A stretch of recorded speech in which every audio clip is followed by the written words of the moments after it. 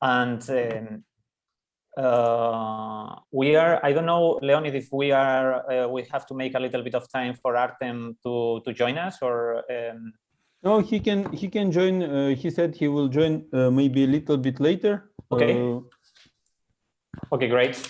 So then, as you guys know from the banners and all the ads, we have today Kosmos architects to give us a lecture, and we are really grateful for them to dedicate some time this evening in this lecture series integrated in our course of Federico Soriano's units.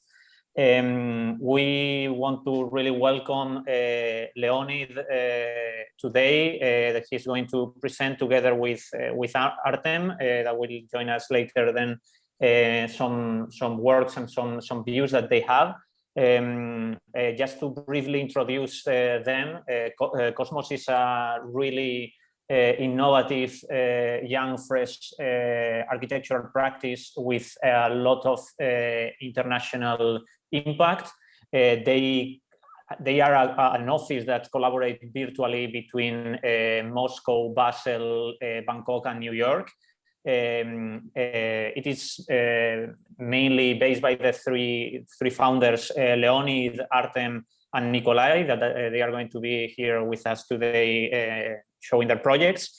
And they have, in a few years, they have achieved with great success a lot of really relevant projects that have that for me it is really important and really interesting that they have a really big range of scales, and they can work perfectly with really small scale projects, but also with really huge and large scale projects, such as, for example, just to name, they did from a small periscope for Head Genève, also with the students, to the design of an airport in Kamchatka, so that they can, and they know that they are able to deliver designs with the same kind of innovation, engagement to contemporary culture, with these two sides of scales.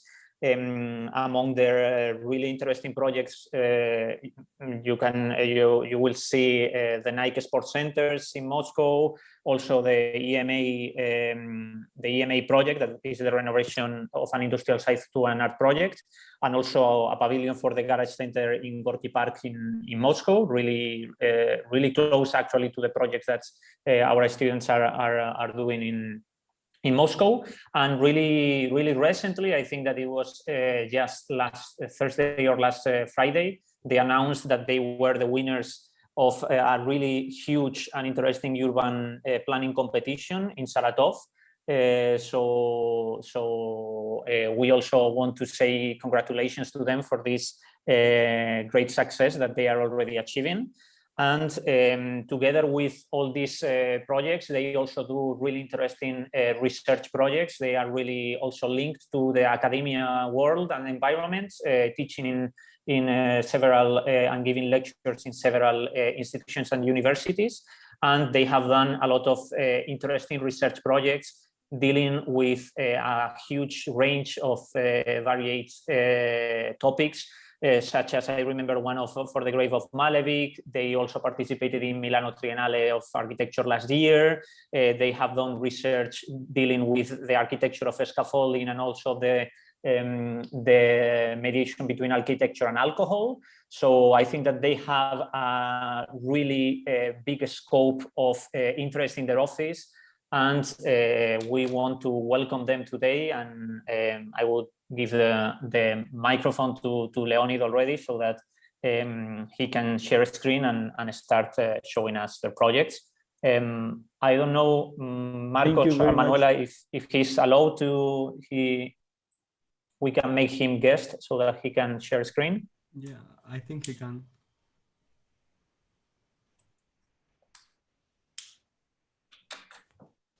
Thank you very much for invitation and for this introduction.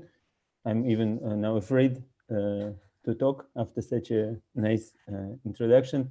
And also I have read the brief of your studio, which is on Moscow, and also like to talk in ETSAM is a very special and important thing for us, and especially because your studio is working on a Russian context. So also I would like to say that Artem joined us. He's here, and now I will share the share the screen. Thank you again. I joined in a bit of kind of tentative mode. Well, actually, I have to take over my daughter's at moment. We have a gap in between the moment when my grandmother will come with the daughter and my wife will arrive from the office. So there is a possibility that I will disappear for some time from the talk. Great.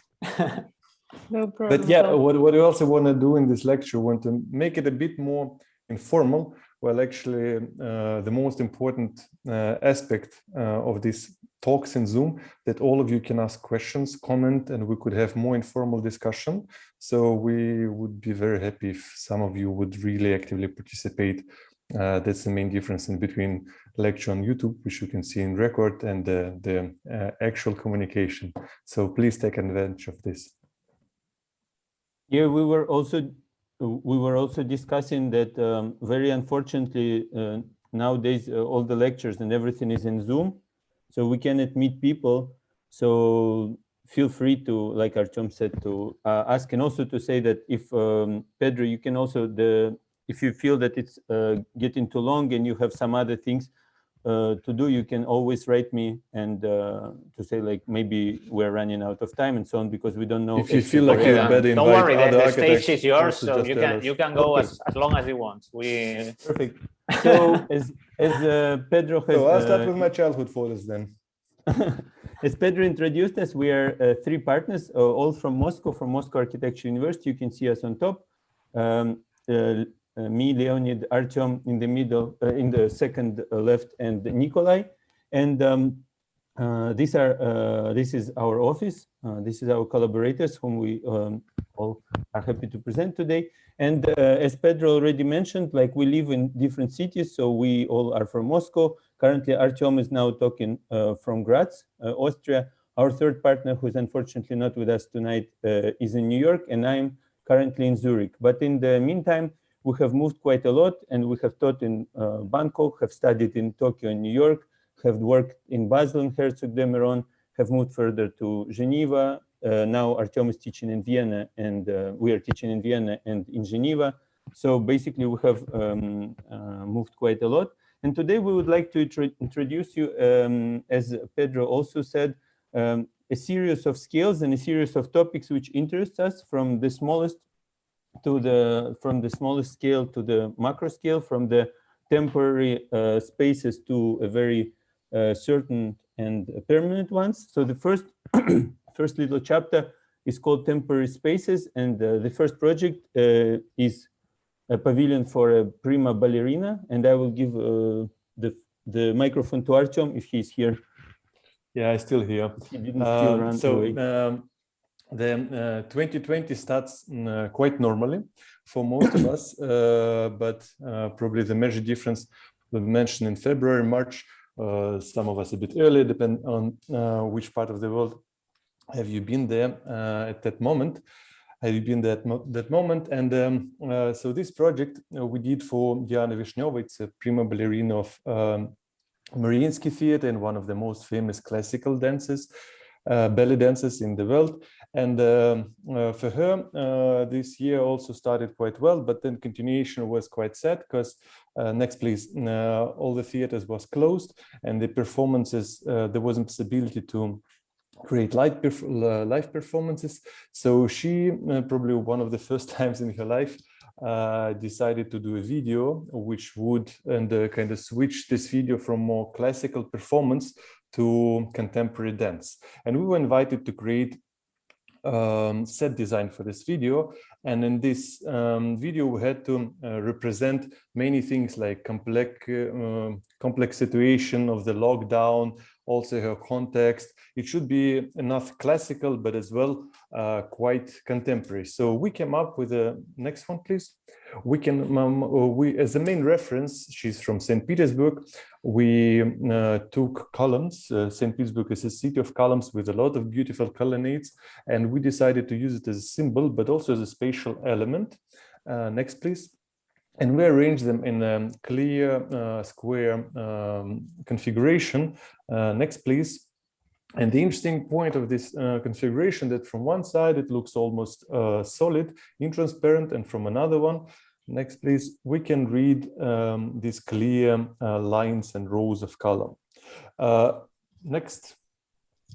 And this kind of monumental and scenic effect we really liked, but the most interesting to us was to work also with a different material and somehow rethink this column and make this column a bit more contemporary and see where the limits in between this classical set design and contemporary design. Next, please. Yeah, here we can see how prima ballerina steps in this magic forest, and we indeed want to add some magic to this. Next, please. So we decided to use as a material this so-called airman, these kind of tubes with a fan in the bottom, which by providing a light under different pressure, by pumping in this tube light air with a different pressure, makes this column dense, make these figures every time change its configuration. Yes? As Pedro knows, we have met with him in Milan when we were presenting our project, which is called temporary texture, and we are quite often working with the materials and technologies, we will show it further in the lecture, which are not usually used in kind of classical architecture, which are used mostly in construction industry, and trying to bring this kind of low quality, like not low even quality, not often used by us. So it's yes. a bit of experiment, like what will happen. So till the very last moment, we were not really sure it would work, even though we didn't say it to the client. But no, of course, I mean, it could work. It has to work. So next one.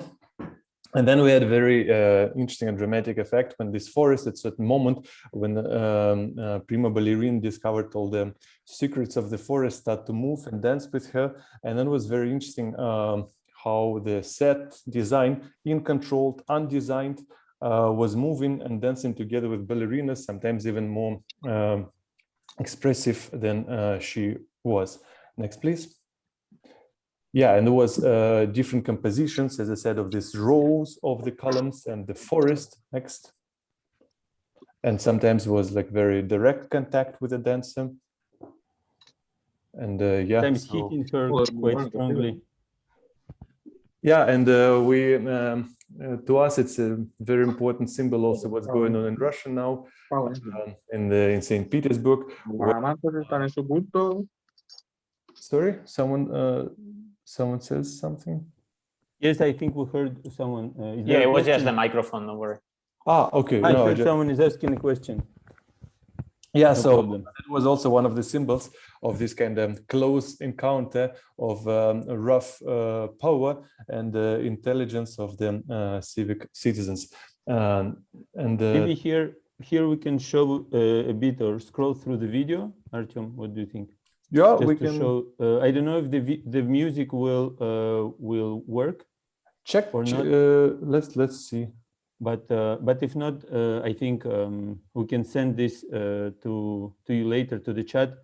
And do you hear the music, guys, or not? I don't hear anything.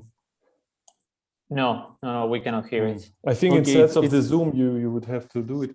Anyway, yeah. It's 5 minutes, but I would recommend you to look at this or to scroll through this a bit later. But actually, the music is really nice there. Yeah, the music really sets the atmosphere of it.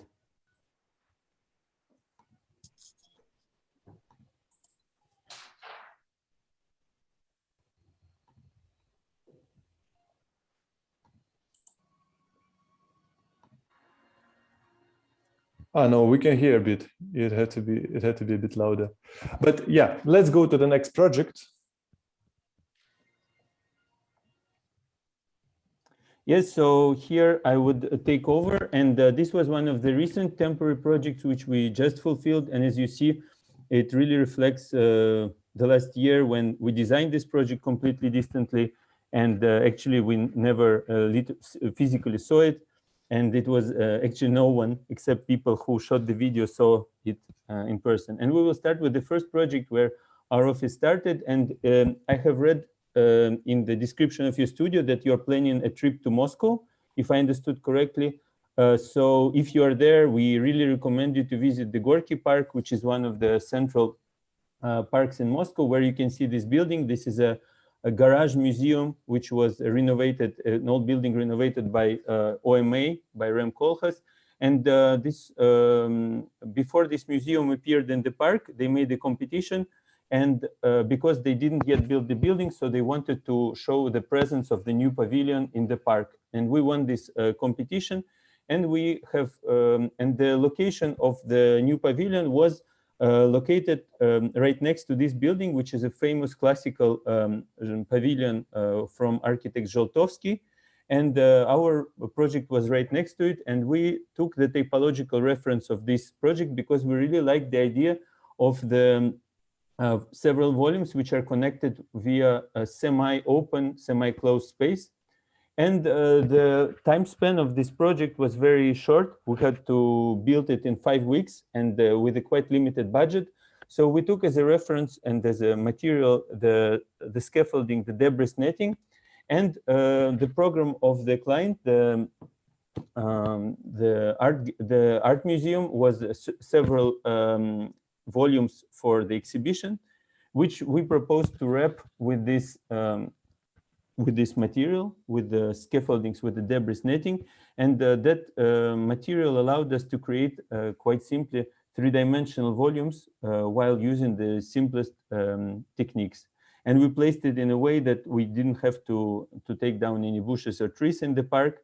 And each volume had different proportions, different light ideas. And here you can see the detail of the buildings when you can see the interstitial courtyards, which were semi-open, semi-closed, like the concept which we took from the Zholtovsky pavilion. And here you can see the diverse interiors of these spaces where the light was filtered through this mesh on the facade or on the roof top, and different proportions of these boxes. But from the exterior, the two layers of this mesh, they created the so-called moiré effect and integrated very nicely in between the existing trees. And here we would like to, so this was the temporary, quite small projects. And here we would like to come to the topic of together spaces, because we really think and we really enjoy building and designing projects which bring people together, which have and activate public space around them. And here, Artem, would you like to present Airbox? Artem, are you here? It seems Artem is not here, if I'm correct. So probably his little daughter asked him to run away from Zoom. So I will present the Airbox. It is it's a project, it's a sports center which is located again in the same park which I just introduced you. This is the and we designed it several years, 5 years later. We were invited to another competition to build a sports center in this park, and we again won it. This competition was the objective was to design a new sportive center for Gorky Park. It was sponsored by Nike, by the brand, but it's not a shop, it's just a public facility for sports. So it has, here you can see the pavilion itself, here is the football field, here is the basketball field, there is ping pong areas, workout areas. And as a reference for this central and kind of fancy location, we took the aesthetics and the reference from the outskirts of Moscow, where this typology of sports box, the so-called korobka, is very typical when the minimal infrastructure you need to do sports, and also the reference of the billboard, which we believe is a very good architecture, because it's kind of a minimal structure which needs to give the maximum information. And therefore we created a three-dimensional kind of box with 4 flaps, each one of the flaps of this box, which was directed to a different direction, and each one had his own function. This one was called the billboard. It was the highest one. It was marking the presence of the park. This was the canopy, and it was a lounge, which was made for the runners. This one was inclined the so-called gym, where people, the vertical gym where people could climb, and this was the tableau for the football for the football field in order to show the score. And here you can see the building. Here is the billboard part, the lounge canopy where the runners gather. And the people gather during the summer days because there's shade. Here's the other side where you can see that all the infrastructure of the building, we left it purposefully open so you can completely see it. And here, and also the trees, we didn't cut them and let them grow through the infrastructural skin of the building. And here, unfortunately, we couldn't make it due to regulations that people would just climb the building. So we had to install the staircases, but basically it gave the access to the roof. And also a very important thing for us was the concept of so-called naked building. So here you can see the facade with all the things inside, both electrical and technical room, as well as the locker room with all the sport equipment. And also you can see the access here, where if you see my cursor, the corridor which allows the runners to go through the to different sport playgrounds. And also it was interesting for us to see where, because this building was completely transparent, to see where the building starts. Does it start where the real facade of the building starts, where the transparent part of the facade, where the playground red rubber starts, or where the shadow of the building starts. And this is how it was celebrated, because basically it was open for the World Championship of Football, and we were very, very happy to open it. And that shows one of the, basically this hall, the sports hall, is a multifunctional space. And this is, for instance, it was used during not only sports, but also for different events. And in this rather small hall, we tried to create the atmosphere of the transparency and connection to the park. So you can see here how the park reflects in the walls. And here is this corridor which I was showing, where the sportsman is running from the lockers and from the showers to the football field. And the only opaque and place of a vivid color is the lockers and the showers. And here is another picture in the winter already from the main sports hall, which was used for different cultural events. So this was some architectural lecture held there. And this is how the building looks in the winter. And it reflects the, because we use this in metal painted like a billboard, it reflects the different seasons. And the next one, just let me check, guys, if Artem told me something. Artem, are you here? Okay, we continue. So the next project which we would like, or I would like, as soon as I'm only left alone, would like to present is MS Space. It is an art cluster which we were asked to design a new artistic and cultural place in Moscow, and we were given a site which was an old factory of medical apparatuses. That's why is this name, electrical medical apparatuses. And when we came to the site, that's how it looked. And I'm pretty sure that in most contemporary cities nowadays, you have this type of industrial sites, which are later innovated. And our client, they wanted to do the so-called style loft. And you know, like at this time, there were several very successful projects in Moscow, which all kind of look like this. And you probably all know this this type of approach. They actually were not only in Moscow. I think they appeared everywhere around the world, and then they migrated to Moscow. Yeah, that's what I said. You probably just joined. I said that not only in Moscow, in most of the contemporary cities. But basically, we found this idea very nice and kind of polite and correct, but we kind of also found it a cliche, and we wanted to go to kind of to make something different. And then when we started to think about this project, actually, Artem, if you want, you can continue if you are back, because I felt lonely speaking I alone. was back a long time before. Just want to stay incognito to see if you speak, if you say everything correct. Oh, of course, great.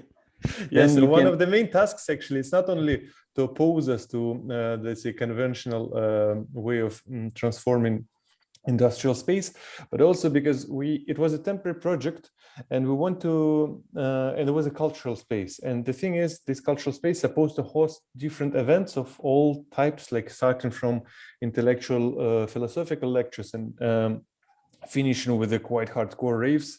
So we want to make something bright, unique, which would contrast with the surrounding, but also which could be remain certain abstractness, which could be a very good background for any type of mentioned above events. And next. And we focus in our architectural design, in our concept, we focus mainly in the surfaces which defines the public space. So here you could see the model. It's kind of conceptual model of the public space. So we kind of removed all the buildings and only remain the surfaces, which defines the configuration of public space. And to all of these surfaces, they provide very special new skin, which would define the atmosphere of the space. Next, please. Yeah, and for the materials of the surfaces, we decided we were looking for different types of the materials. It should be temporary, cheap, easy to assemble, easy to work with, but also something unexpected and theatrical. So we found interesting this insulation foil, which mainly you could see it's used to insulate ductworks.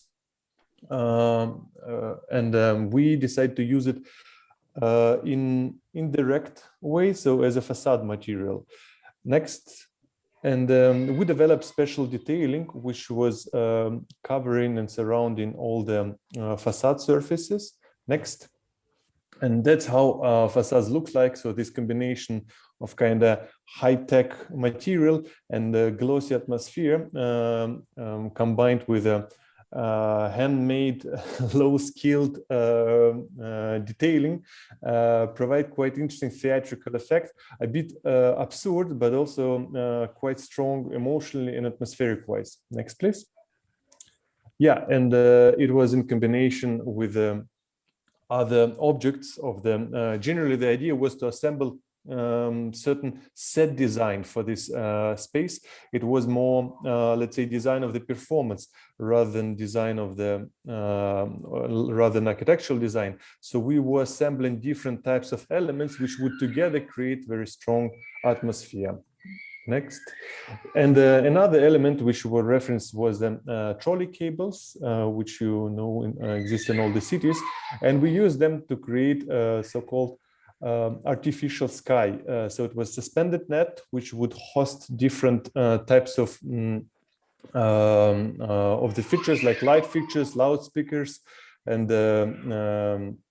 different mirrors, which would activate the space differently. Next, please. So here we can see how works this suspended net. It looks like I have to go behind the door to ask my daughter to be less loud. Okay, I will. And here we can see how the other very important element of this performance was the clothing. So we proposed to use so-called NASA blankets, these kind of space blankets, which also, first, the opening was already in September. In September in Moscow, sometimes cold. And second, it has like very scenic and interesting effect. And by that time, it wasn't so popular all around the world. So at the entrance, people received small, let's say, square package, which when they open, they could find this refugee blanket or space blanket or NASA blanket.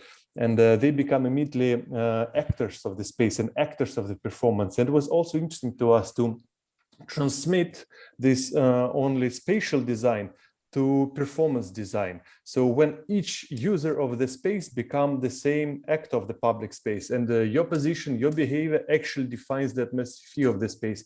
So to us, it was very important to make people to make space depend on people, depend on these actors. Next, please. That's how Artem and his brothers looked. we've been also very active actors of this space at the opening night. And this photo, which it was interesting that we designed it as an event, and from the very beginning, this event was designed also as a media event. So we integrated. It's actually funny how it transforms nowadays, because in 2015 it wasn't so common, or like, let's say, absolutely must, or something what goes without saying, the media footprint of any big event. So by that time it was a special, it was like we had to develop like special strategy how this event would be, how this like long-term performance would be reflected in media, and also created different hashtags. And it was interesting, it worked quite well, because many people were attracted by the space and were very motivated to post photos.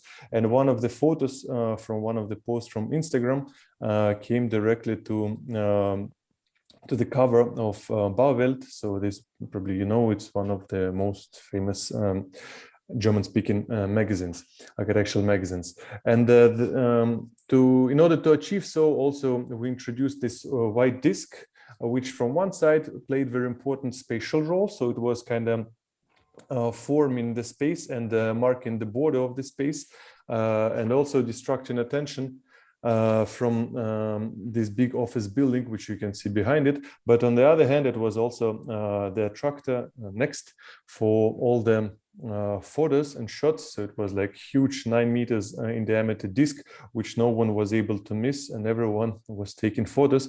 And the interesting thing, this photo you can see quite well, the background behind our let's say behind our space, which was very present, but at the same time not very interesting to us, and was kind of ruining the atmosphere we want to create. But this white disc, even though it's so abstract, but also numerous scale, and the abstractness of this draws so much attention. So often people even don't remember, the visitors which have been at this party even were not able to remember anything around this space. Of course, drinks and music help to forget it, but as well, we believe that this white disc played a very important role. Next one. In order to make it even more abstract, we use this paint, which we use for the road construction. It's the paint which reflects the light and makes all the shots very, very abstract, very cinematography. And it looks like almost unrealistic, and it gives this impression of kind of photoshopped space. That's what was very nice. Yeah, and of course to us it's again important that we used the material which not supposed to be used in architecture. And here you can see how this white disc with the different projections worked. It's only beginning of the night, if you were wondering how it was there. Yeah, and the next chapter which we would like to introduce is again thinking about the connection to the studio, that you have some urban projects. We wanted to introduce some urban projects which we did mostly for Basel, and we were working on the topic of deregulation of public space. And when we were, Basel is a place where we both with Artem worked for 5 years in Herzegovina, and we really like the city, and this was our reflection on the city, this project. And it's quite a nice and beautiful context, Switzerland in general, but there is quite an obstacle that very, very many things are prohibited in Switzerland, especially in public spaces. And therefore, we decided to propose a series of urban projects, from this one, which was deregulation and opening of campuses of pharmaceutical big companies, where we propose to transform the fence of these urban campuses into an openable fence, which gives a different regime of use to these campuses. And here you can see how. Yes, Artem? I think it's very important to emphasize it's not only public space activator or anything what attracts people and makes their life, the images more happier. It's as well very important to work with the regimes and regimes of use in the city, because this is very, that's what we have to learn how to achieve, how to change our lives in order to make usage of each square meter of the city land, of the world, more efficient in order to preserve green land from being built. So like, for example, an example of this park, which belongs to the pharmaceutical campus, but since pharmaceutical campus has a very strict regime of work from morning till to the evening and every time closed over the weekend, it's absolutely perfectly combined with public usage, because we use mainly park either in the morning or in the evening or during the weekend. And it's just one of the examples how we could intensify use. And in order, if pharmaceutical campus and public park could share the same land, it would preserve, in this case, would preserve the city from growth of the city. And let's continue. Basically, the whole project was to make a public space without actually making public space. We just opened the fence, which is previously was not open, and therefore give this space to the city. And the whole idea of this series of projects was we were trying to do minimal in order to give the maximum effect. So here you can see an axonometry of one of the main city squares, which is very traditional, very medieval. And there, where in the middle, you can see a fountain, which was most likely not used. And we proposed to transform this fountain by simply warming up the water in it during the cold winter and autumn months into a public spa, but actually without proposing any new architecture or any new intervention except warming up the water. Or another proposal was to add another floating ferry by using the river current, so to add like transport infrastructure of a ferry which can bring people from one side of the river to another. It's a traditional Basel technique, but in order to give it again a program, we propose to make it a floating art gallery and art space, which will be both working as a transport infrastructure and as an art gallery. Or another project where the whole idea was, again, not to really build things, but to deregulate the space on the border of 3 countries. Border is another topic which interests us quite a lot, and the borderlessness. So here you can see how in Basel, 3 countries, Germany, France, and Switzerland meet, and this area was a subject for us to create.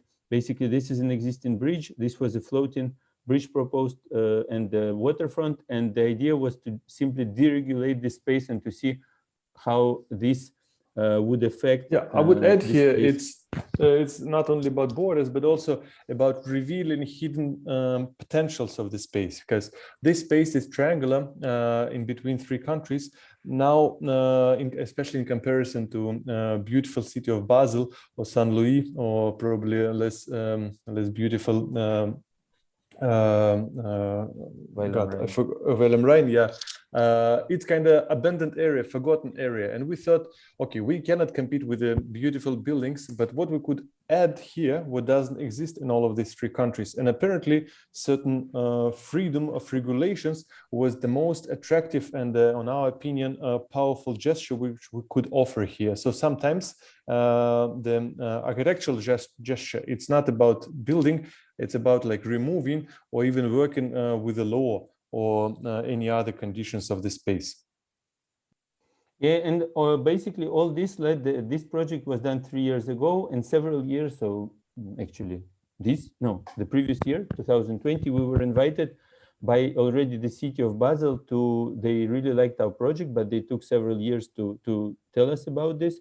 So they invited us to come up with principles for the development of public space, and then we had already an official this was all self-initiated projects, which were later the ones we showed before exhibited in the museum. And here we were invited to make a participation in this competition, in this exhibition, to think about the future of the city. And then we came up with several principles, continuing this speculative idea of how to develop the city. So our projects are balancing in between the real urban proposal, but at the same time, obviously unrealistic sometimes, like images like this one, which the concept of this image is to unite all the ground floors of the previously industrial zone. And we believe it's a very important principle in order to curate this. So we call it the ground floor curator, to curate these ground floors, and in order to connect the city on the ground level. Here, and, can I add one thing? I think here it's the most interesting point is if you look at most of the cities, that's true, it's already so. Most of the ground floors in the city center is a public floor. But here, the main point of this image and of this concept is to look at all the ground floors as one strategy, as one concept, as one curated system. Yes, and in this case, instead of having like a lot of small units, we can look at this at one system which could work and transform differently, and that's exactly what this image shows. It's not even about removing the walls, it's more about approaching the whole city more systematically. And yeah, that's the main difference from what we have now in most of European, at least, cities. Yes, exactly. And this also was a continuation of this idea of the removing the fences in certain office, in certain industrial zones, like which we showed you previously, to give new regimes of use to the transport intersections, like this one, which becomes which gets a new use as a weekend market. Or, for instance, to treat, again, like Artem say, like it's not a novelty to propose green roofs, but here the whole idea was to create a new layer of the city, which treats, again, the roofs and the public spaces on the roofs as a one system, similarly to the ground floor. And yeah, by connecting all the roofs, it stopped to be private gardens. It becomes alternative system of circulation, alternative public space. And just these small bridges made the whole work. So to us, it's very important to look through the city as a city systems rather than small interventions, or how small interventions can connect certain layers of the city in one system. Probably that would be more correct. Again, the idea was not to propose a novelty in itself, like, oh wow, they proposed the green roof, but to treat it as, to look at from a different perspective, the same way how we were telling previously about the campuses or the borders. Or to create a system of public pathways along and across the rail tracks, or to treat, again, the top floors of different diverse high buildings in the city as one system of, let's say, curated public rooms. So again, the idea is not that there's like a rooftop bar or a rooftop space, but to again show the city that should be like one system, one. It shouldn't be like a lot of private. The peak of skyline belongs to the city and not to the like independent corporations. Yeah, and basically here we would like to show you a couple of projects which have to do with the topic of border and the borderless spaces, and particularly the borders of the countries. And here is the project. Artem, would you like to speak about Borderland, or how? Or you continue, I'll pick up. Yeah, okay. And here was the project which we were invited by San Sebastian Biennale, and we started to think to make a speculative project, and we started to think about this topic of borders, which interests us a lot. And we have just simply by Googling it found out there's 250,000 kilometers of borders, and that means that there's a lot of wasted land all around the world, which is, as you understand, the border is not a line, it's also a huge territory around it, which is deactivated, deterritorialized, and doesn't belong. Clarify, probably most of you know, but depend on the conditions, on the relationship in between the countries, you're not allowed to actually use this land to operate anything except crossing them. And sometimes it's just a couple of decades of meters. Sometimes it's 100 or kilometers, depending on the how peaceful the relationship in between the countries. And if we look at this from the usage point of view, we indeed can see massive wasted amount of land. And what's even more interesting to us, that borders, it's like the place where two different cultures, two different lands connect. So it should be place of friction, place of the most interesting interaction, culturally and economically. But in our case, it's like wasted land. And we try to imagine what could we make with this? Yeah, what can be if we claim this land and name it a new country, which we have proposed, made a fake Wikipedia page for it, and spoke about this buffer zone, which would be represented by this new country, which will be borderless, visa and tax-free. It would be like it will be kind of squatted by people, it will be free of national and racial prejudices and so on. And to kind of really use this edge effect, of course, it was an idealistic and speculative proposal, but we believed in it more as a manifesto of our idea. And here we can see a zoom of a Google map link, and we have even proposed that. Can I also comment on the previous slide? Please. It's also very interesting that all these borders, they actually connect all the lands in the earth. They don't belong to any of the country, but they connect all of them. So through the borders, you can reach any country you want. You can travel the whole globe. Entering, any country. And you also could happen to be in all the climatical zones, in all the nature, experience all types of nature without actually entering any type of country. And one of the references, quite a direct reference, like visualization of internet system, which belongs, kind of connects everyone, but at the same time, you could easily detach yourself from this system. The internet, which exists some years before, now it's getting more and more restricted. Yeah, and we have made a flag and a coat of arms for it. The flag represented the invisibility, like an architectural language, and the board and the something what exists but not visible at this projection. It's also very important because this type of relationship, this kind of international community which crosses all the borders, and often via internet, or like in our case now via Zoom, we connect from different countries over the world. It exists, but it's just not visible. And if it's not visible, that doesn't mean it doesn't exist. And that was the main point of this flag. Yeah, and the coat of arms referred the road sign and to all the regulations. And this was the final visualization of our project, which we submitted for this San Sebastian Biennale. And such a project of the community of people who share similar values, who are free, who don't actually want to know the kind of the political problems. They want to keep their identity, but they want to exchange between each other. And instead of building walls, they want to build like a community. It went further to one of the projects on which we are working on now in Georgia, actually. And Artem, do you want to speak about this one? Yeah, I will probably continue. Next one. So it's located in the beautiful land in Georgia. This area, if someone does know, it's surrounded by mountains. There are beautiful, it's a beautiful nature. There's a lot of different fruits. It's quite warm there. And it's a very nice climate and very hospitable Almost like people. Spain. Almost like Spain, Eastern Spain, we call it. And the founder of this, you can see now him running, Ivan Mitin, the founder of this place, of this resort. He wanted to make a, first of all, community. And wait, community... you didn't yet say that it's a place, Artem. You just spoke about the country. I'm sorry to interrupt you. Ah, okay, but which place? No, I just wanted to make a point that the guy who is running, okay, let's go to the ships. Let's go to the next slide. So here you could see ships going through the fog. Next one. And here you could see the team of this project. And the idea that they all were, it's like community with people of the same soul, freedom, free, independent, and happy people. Next.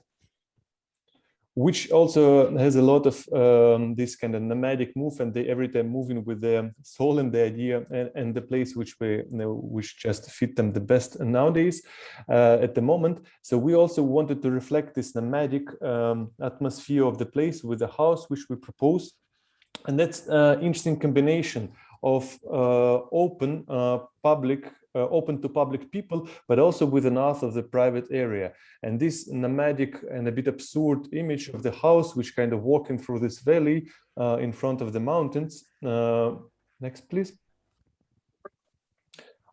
Combining itself the public space underneath it with the open fireplace where all the friends can gather and celebrate, and also the private unit on top where there's enough place for the private life. And we wanted to also develop this design which would be kind of serious, contemporary architectural, but also a bit absurd, happy, funny.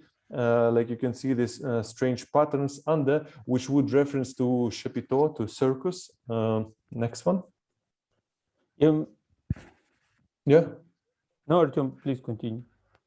Yeah, and here you could see like this absurdity. We also multiply in an amount of roofs. Like you could see it's 4 roofs instead of 1, which we found quite interesting. First, it appeared structurally, and then we decided to emphasize this funny detail of the building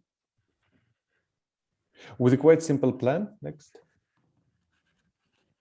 And that's yeah, how maybe the if I can add, just because I'm sorry that was a bit missed. So basically, in this country of Georgia, one guy who moved there, he created this community of people, and he wanted to start kind of the mix between a resort, a settlement, a place where you can invest, and he wanted to build many houses, places for him and his friends and potential other people to come and live there. And that's how we came, and he called it a kingdom. And then he invited us to participate in this project, just to explain why we're speaking about these houses in Georgia. Yeah, So the kingdom received this type of castles. Next. Yeah, so and this now is we are this working combination on them. This combination of open and closed spaces. Next. And of course, yeah, and here you could see how this private unit on top and then open fireplace in the bottom. Next. And of course, each kingdom requires the cathedral, the place where everyone gathers. But in this case, the philosophy of this kingdom, it's more work together and create a better world, or a place where they work. So we make a cathedral of work. And since they already built this structure by the moment we joined the project, and they already bought this very simple corrugated metal of the let's say quite general, quite common brown terracotta color. We decided to work here with a pattern, since to us it was very interesting to take very primitive, very simple, typical shape and typical material and try to find another appearance of this. Next. So getting inspired by the beautiful patterns of Renaissance building in Italy, we decided to introduce the same pattern for our building. And the interesting thing that these patterns, they change a lot the appearance of the building without really changing the geometry.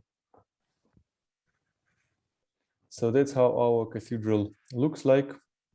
You can see this easy corrugated metal with a quite strange brownish color, with this white pattern receive completely different meaning. And of course the rose, the big circular window in the middle, which referencing to medieval cathedrals. But basically, as you understood, the whole structure and the corrugated metal is a given.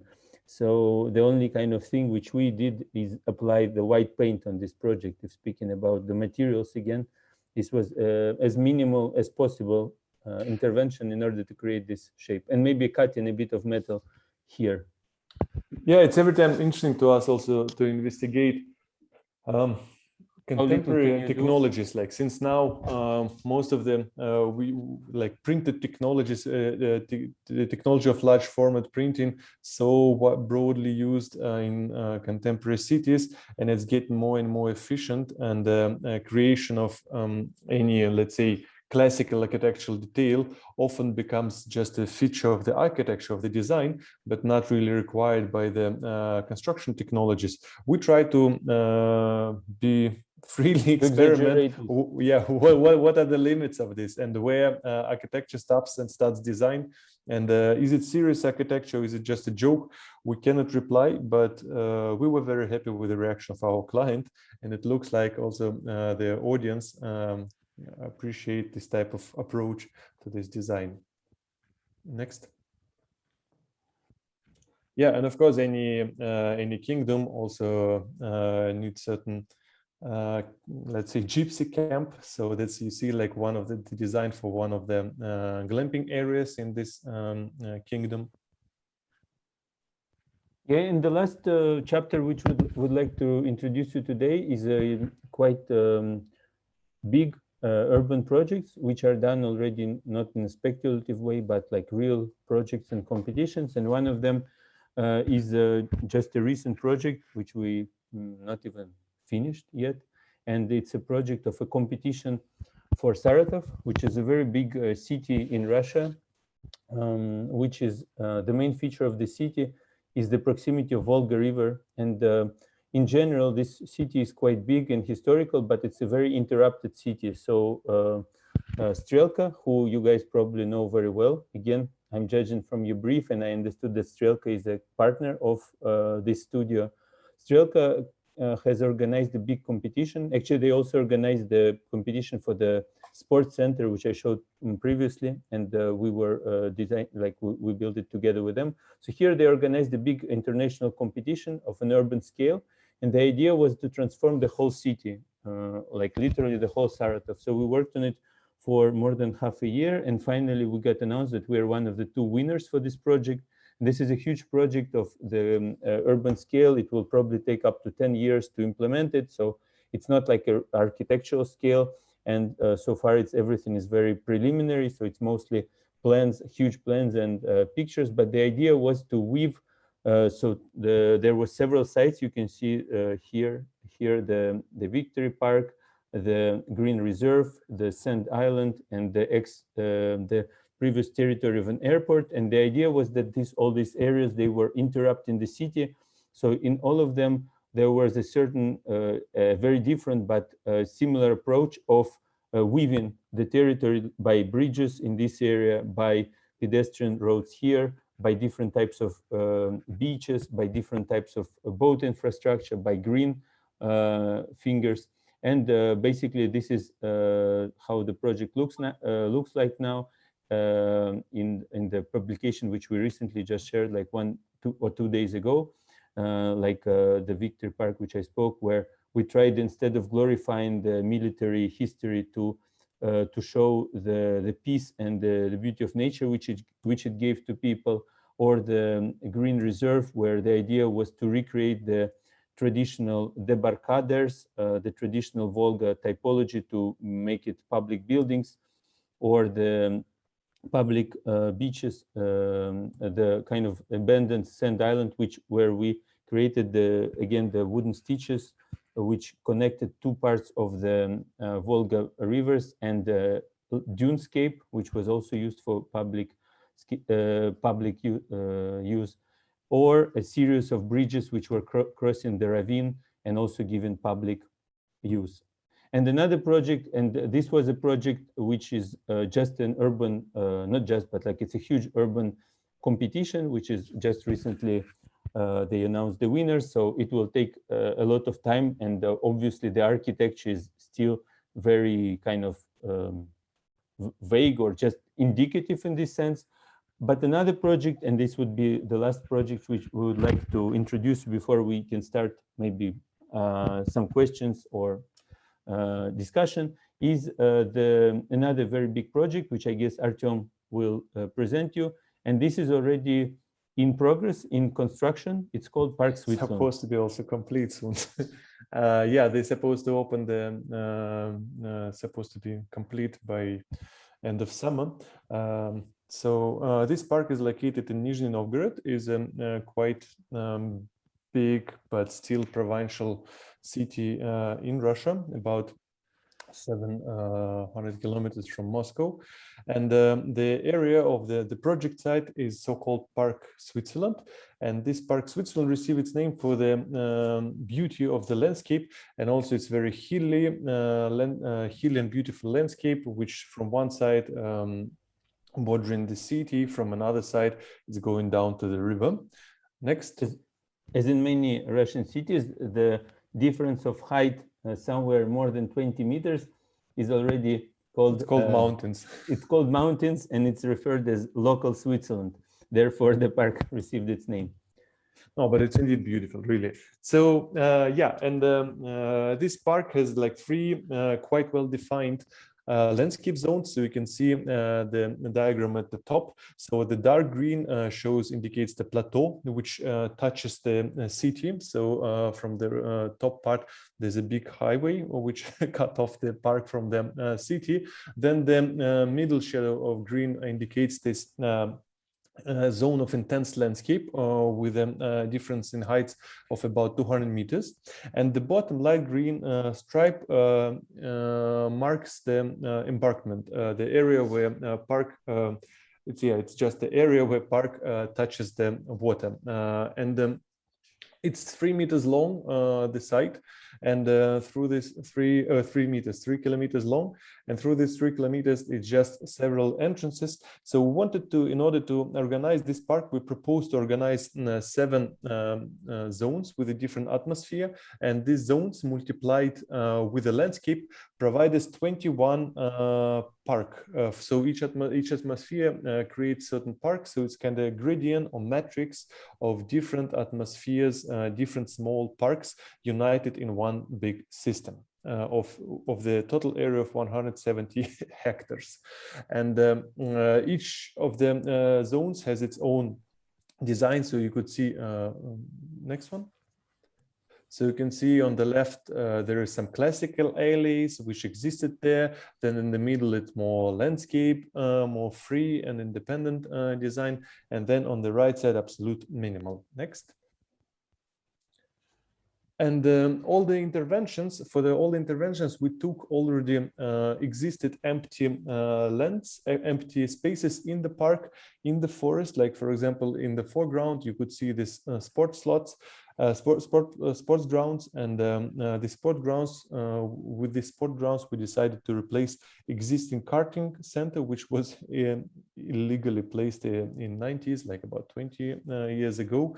And on the left side, you can see one of the entrances. Now it's existing square, which was a bit modified and complete with new buildings. Next. For the architecture, we decided we wanted want to create this collection of the pavilions. Each of them should have its own aesthetics and on specific spatial characteristics, but at the same time, they all should be united by the color and also by the material. So they all wood, but wood which treated with a green treatment. So it's kind of integrated better in the park, in the nature, and its explicit design would find a harmony with the surrounding nature. Next. Here we can see how pavilions integrated in the context, in the nature. This is the social center. Or sometimes they're like these round shapes of the children's center. Next. Or sports center with more active and even aggressive design. Next. Or one of the entrance pavilions with a forest of columns, where columns of the structure supposed to mimic with the forest of the park, and it's kind of transition marks these transition conditions in between urban conditions and natural conditions of the park. Or orangery, or greenhouse, or here we could see again sports center together with the rental center, which indicates the other entrance to the park. So now we're looking from the inside the park outside to the city. All these colonnades and arcades, arches in plan, and vertical colonnades was also one of the important elements which supposed to find like refer to beginning of 20th century, this kind of peak of these resort parks in different parts of the world, but also at the same time to keep quite contemporary appearance. And before you all fall asleep or leave the Zoom, we would like to thank you and to maybe pass to our next part, maybe some questions if you have, or discussion, or just to say goodbye and wish you a good time.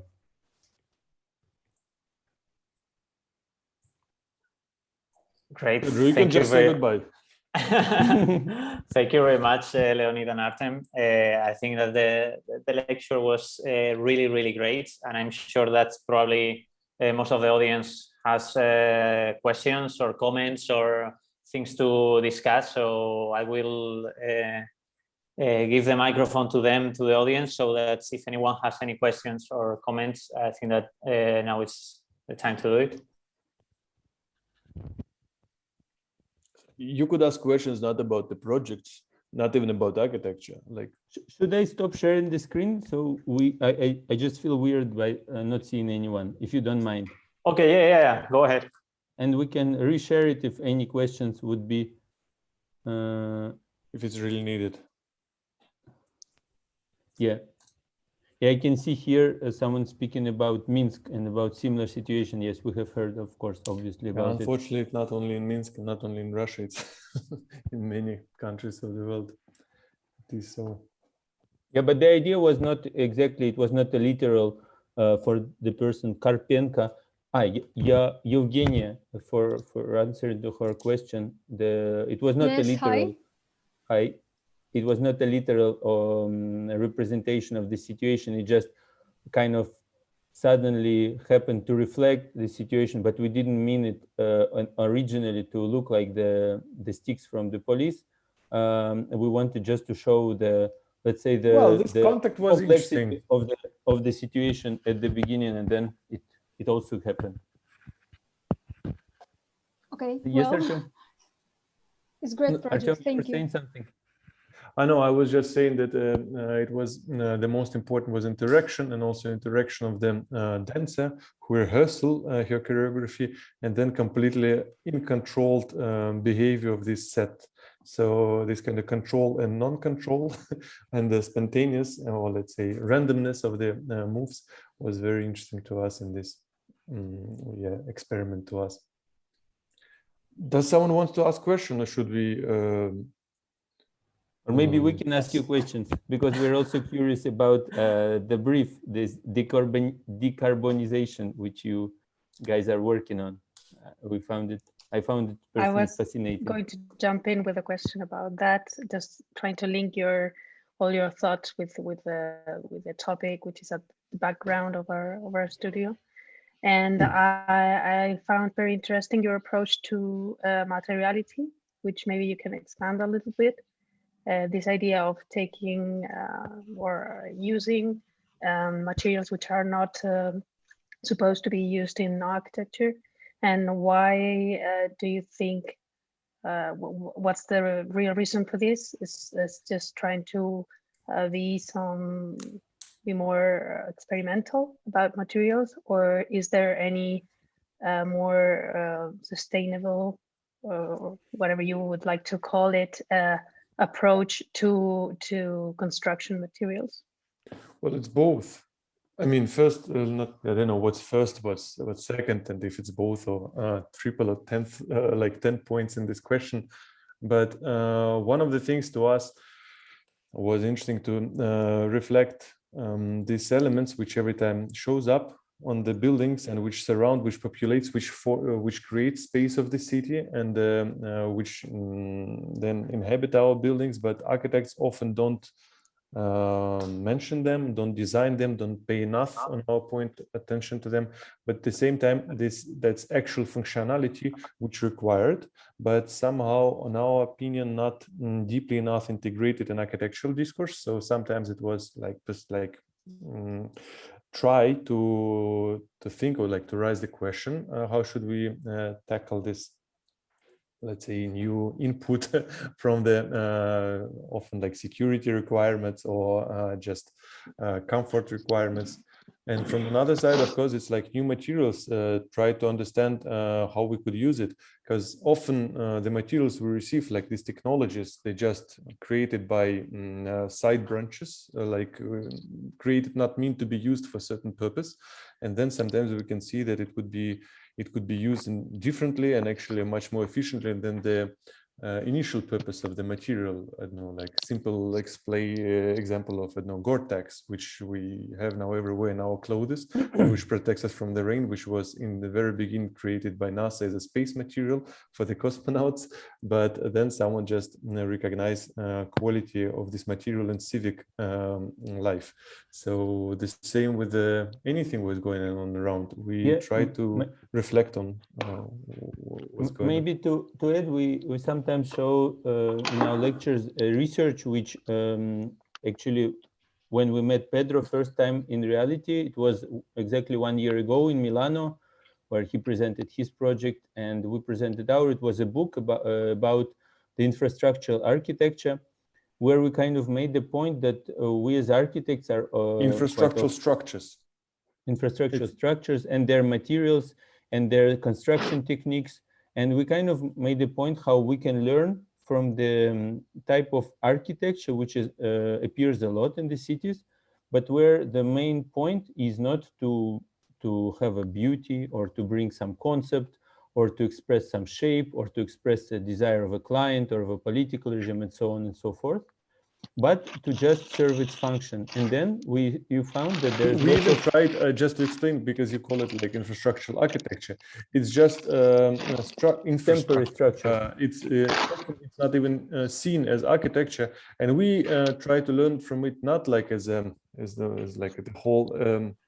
We try to collect certain phenomena which we found interesting, like certain points which could be integrated to the architecture. So we try to collect all the all interesting, let's say, ideas, tricks, or qualities from the infrastructure, which could be transferred to architecture and which could enrich approaches, like architectural approaches to civic design. Yeah, like the simple example would be like also replying kind of tangentially to the question of Diego Guerreiro from the chat.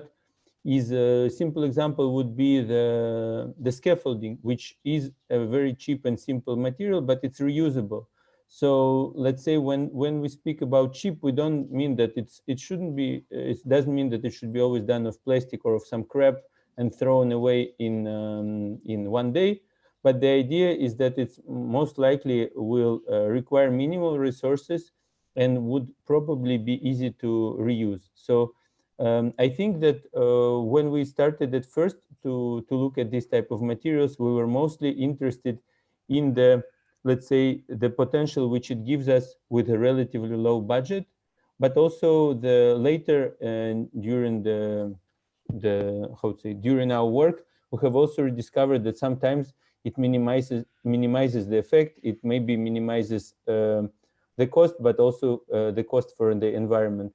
And because we quite often do temporary architecture, it's obvious if you do, let's say, a permanent building like a church or, I don't know, a residential building, sometimes it makes more sense to use very, very expensive and very long-lasting materials, because they would be probably the most environmentally friendly. But if you're doing something very, very, very temporary, sometimes it maybe makes sense to rent something or to propose something that can be later reused by the construction company or by the client. So it's both, of course. And as well, we try to learn aesthetics, that there's certain let's say vision that architecture should look this way, and we all developed it based on history of architecture. And then this parallel kind of history or like branch of structures of infrastructural elements, which we every time through architectural history referencing to as like industrial architecture of the 19th century, you all know very well, inspired many of modernist architecture. We try to see what could be the same aesthetically inspiring, fresh and interesting movement not reflected enough in architecture. And we found that this temporary infrastructural element, often very interesting, very functional, very refreshing, and also, yeah, indeed can enrich and very refresh our approach. Also. Yeah, very pragmatic and practical.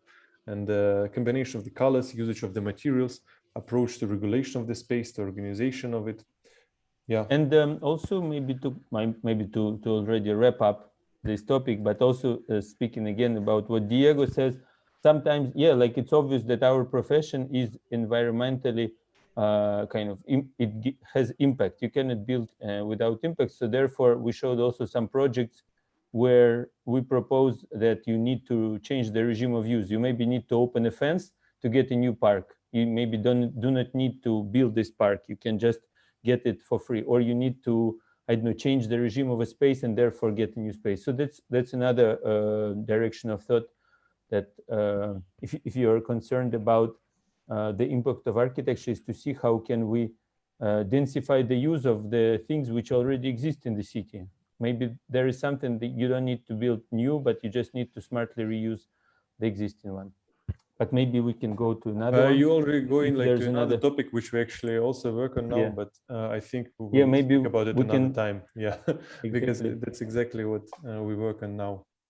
Yeah, I think actually, that I find it very interesting, this second topic, because it relates to the relation with the client and how you convince people to, for example, deregulate this triangle ¿Vais a in cenar ya? Basel. Manuela, no sé si podemos apagar los micrófonos de todo el mundo, que no.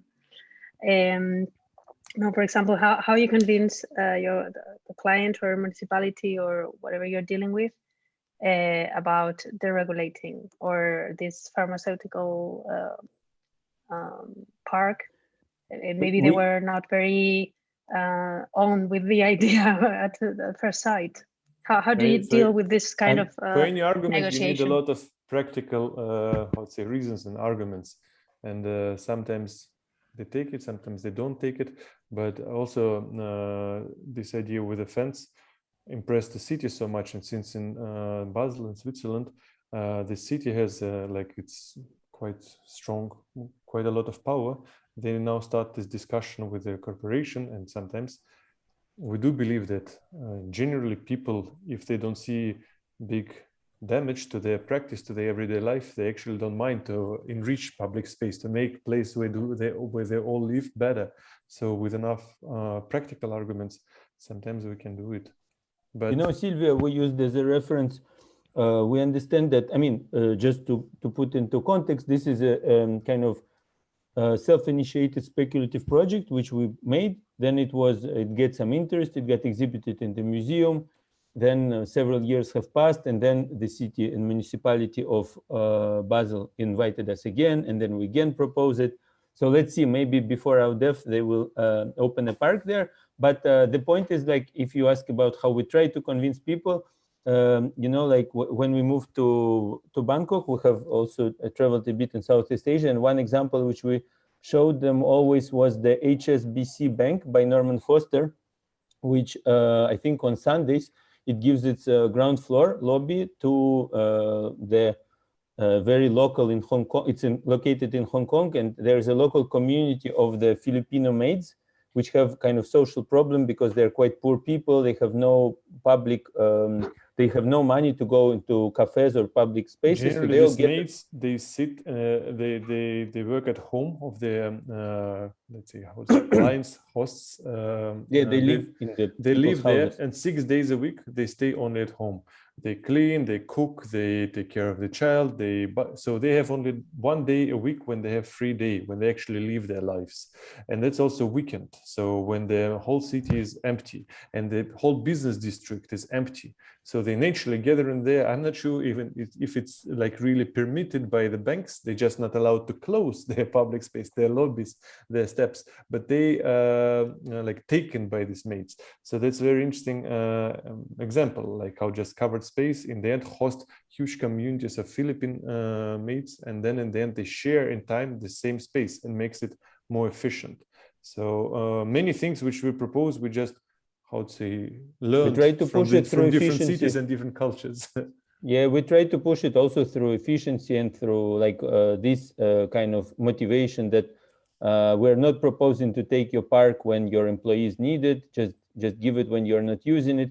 And I think with time, when like the population is rising, there's obviously less and less space, less and less resources. If I think the sharing of the same resource is great idea. So obviously it's maybe idealistic, maybe it will never be realized, but we hope that it makes, I mean, we hope it makes sense, and hopefully soon, or not soon, but like people will start understanding that it's a necessity. They need to share, otherwise it's impossible to coexist.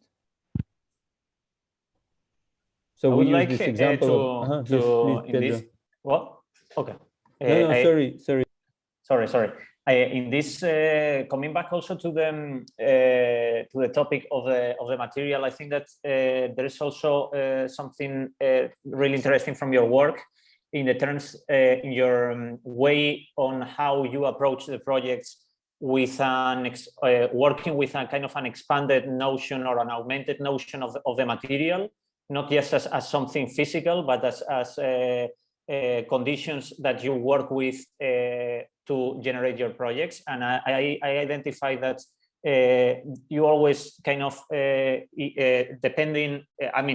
despite of the scale of the project, there is a kind of a certain shift always of paradigm, in the sense that, for example, sometimes you work directly with that material, with a cheap material, and use it for another use, but sometimes, as you were saying, the project works with a regulation, so that you only open a fence, or you just heat up the water of a fountain, or you work with the notion of the border as a constructive material for a project in a conceptual notion. So I would like to kind of ask you maybe to kind of elaborate more about this approach, when you maybe don't work so much with the projects trying to innovate in the sense of generating a conventional architecture project, kind of a form or define original design, but kind of you always work with kind of a shift of paradigm in which you rethink a contextual condition that was there and reinvent it in another way, or interpret it in another way, so that not necessarily everything has to be built, or not necessarily have to behave in the sense as it had to behave, as in the Nike Pavilion with the billboard that becomes an architectural element and not just an element of advertising. Or I mean, for me, it's hard to go further, because you, Pedro, have very nicely described many of, maybe better than me and Artem, you described some of the concepts which we work with. I have example which we didn't show today. Actually, I think one of the really first projects which we did was a renovation of one public square, which there was quite intense program. And the interesting point of this public square, it has different regimes of use. Sometimes it's used like as a just transition area, where people from metro would go by diagonal to another corner of the square where entrance to the business district is. Sometimes they gather in there for lunch. Over the weekends they make different events or concerts and so on. And we at the same time, the scale is enormous, and it's enormous, huge, scale, the square in the middle of the city, and people don't feel comfortable there. And we thought how to organize this space without really changing it, without while preserving, because urban wise this emptiness looks very nice and charming and comfortable, but as a human, as a user wise, it looks enormous. So we want to provide from one side functionality, from another side make it transformable, from the third side to make it co-dimensional to users. So we start to discuss what can we do there by preserving it, but also by modifying it completely. And we select several notions which could transform the space without actually having physical effect, which was by then sound, light. That was very interesting. It was by then it was Wi-Fi, because some years ago not everyone had very strong Wi-Fi signal on their phones. So it was very interesting. I don't know if you guys remember this, but in our in the beginning of this era of smartphones, we often were going to search for the signal, and as soon as there is Wi-Fi, people start to gather close to the router, how strong is the signal. So by turning on or turning off signal of the Wi-Fi router, you can attract people and manipulate where would they gather in the public space. And as well, there was water, so water and I think shadow. So there were several elements, and in the end we come up with the idea of suspended net, similar to what we showed at Emma project with the suspended lights, but there it was much more richer in terms of different devices and functions which we wanted to provide. And by turning on and providing different light regimes, sometimes it was just one diagonal of light which was leading people from one point to another one. Sometimes it was this kind of ambient soft light. Sometimes it was different regimes of light, different regimes of Wi-Fi, different sound. Help us to organize the square while preserving the entire square. So that's probably how we departed, like by trying to find tools, non-architectural tools to work with the behavior of the people. And yeah, that's because in the end, like we think that we mostly work with the behavior of the people rather than or like, let's say, atmosphere of the space, rather than with the actually materials. So we every time like look for different tools. Doesn't matter if it's regulations or if it's sound conditions or light conditions or I don't know, or Wi-Fi, or hashtag, which you could introduce.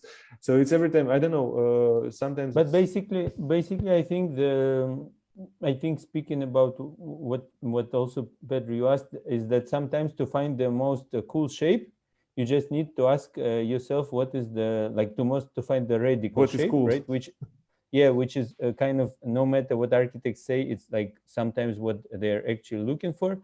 But to do it smartly and not to just do like a random and unnecessary thing, maybe it's the question which you have to ask should be radical enough. So in this, for instance, example which Artem was saying, it was this which was he spoke about, the multifunctionality of the square together with not creating obstacles of the square, and these two things created this idea of the suspended square. So that and then this project was like it won a competition like for the best concept like back in the days, and just because we thought of how to solve these two questions. So I think we're always thinking what is the context, what is the question we should ask. In school they teach us the good question gives you already all the answers. So if you phrase the question well, you can already find many answers there. So just maybe.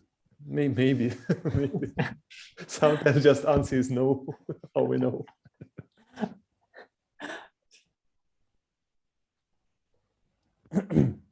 Does someone want to ask questions? It's really would be very interesting to hear something from the audience, and especially as we started, it's such a possibility to speak. Like I actually would be also interested if someone would can I ask a question? Sorry, maybe it breaks the rules, but did you already travel to Moscow, or it was canceled because of COVID and all this? Yeah, we haven't traveled yet. We think that it's quite difficult to do it in this term, so probably it will be at the beginning of next term. So we are now two groups, master group and bachelor group. So for sure, the master group will have a trip to Moscow, hopefully in summer or something like that. Okay, let us know because we have good recommendations, Pedro. We can share with you and your colleagues and your students. Great. Of course. Thanks. Well, if I can, I have one question. Sure. Yes. Hello, this is William. Well, first of all, thank you for the lecture. It's been really interesting, and congratulations for all your projects. More than a question, is more like a favor, because I really found very interesting first of all, I don't remember the name, the one about the ballerina, and I tried to look for the video on YouTube, but it's full written in Russian. So if you could send us the video in the chat, like the link, so we may have the opportunity. But I've sent the first link in the chat. YouTube. 7:46 p.m. And just so you know, there's nothing to read. It's only music, and music, as we know, it's a separate language, which doesn't. No, it just says in between the countries.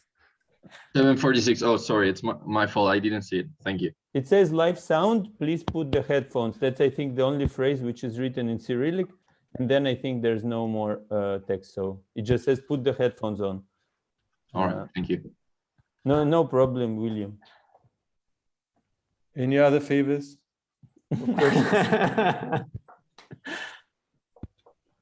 If not, we can also wrap up slowly. And yeah, this is true. And we can also be always Okay, available let's for do so. you. 7 last questions and we go. Okay. 73 last questions, and we can go. Be Okay, careful then. because maybe they ask for you if you have a spare project for them. What does this mean, What do you spare mean? project? A project which you're not going to use, so you can give it to the students Of course. the spare Well one published on the site. because you have such production. Oh, Okay, but so- actually, for the locations in Moscow, feel free to ask through Pedro. We can recommend you some. I mean, you have already amazing ones like the guest building and some other cool ones. Cool. So maybe if nobody has any more question, I think that we have already stolen from you guys too much time. So maybe we can start to wrap up and say thank you to you guys for your time and for sharing your projects and your thoughts. I think that it was really helpful for all of them, and it was great to listen to you guys explaining the projects, because I think that there's also a certain not just a design attitude, but also kind of a storytelling attitude behind your projects, and I think that it gives a lot of value also, another value when you guys are sharing them, and it shows perfectly the spirit behind your practice. So thank you guys for your time, and a big kind of clap. Thank you. Thanks for inviting, and good luck in Moscow. Thank you very much, guys, and good luck. Yes, you have a great semester. Thank you. Bye-bye. Judging by the brief. Bye-bye. Thank Bye. you. Thank you very much. Adios. Thanks. Gracias. Adios. See you. Спасибо.